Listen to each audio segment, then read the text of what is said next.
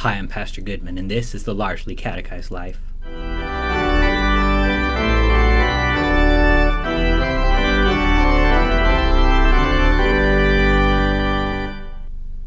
Okay, so name something that you can do better than God the Father Almighty, maker of heaven and earth.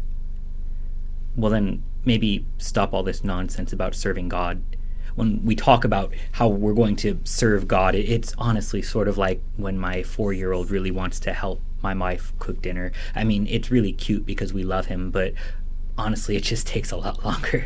It's not really helping so much as making him feel better about himself. It's cute and all, really, it's great, but you're going to have a hard time coming up with something that God can't do better himself.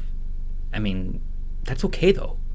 Luther writes, "In the sight of God, faith is what really renders a person holy and alone serves him, but the works are for the service of man." Okay, so there's nothing in this world that you can do for God that he can't already do better himself, but that's okay because he's already done it all for you.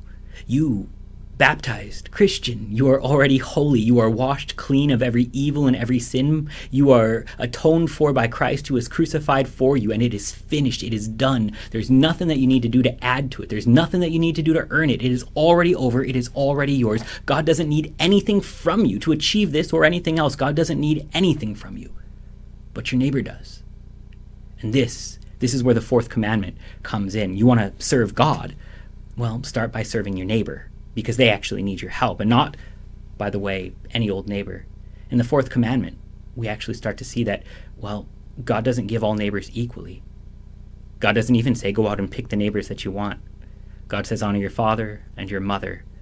God says serve the neighbors that I give you, not the ones that it would be easiest to serve, not the ones you get along with the best, but the ones that I saw fit to give you. These are the ones that God wants you to serve. And see, this is where the fourth commandment sings about the whole doctrine of vocation, that God would actually give us certain specific people, and even then give us certain specific ways to serve them.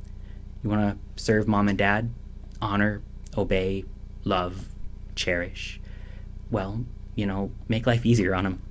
You can't do anything for God, but there are ways that you could help the parents that he gave you. So if you really want to serve God, if you really love him that much, well then turn your eyes on the people that he's given you and serve them. He doesn't need anything from you, but they could sure use some help.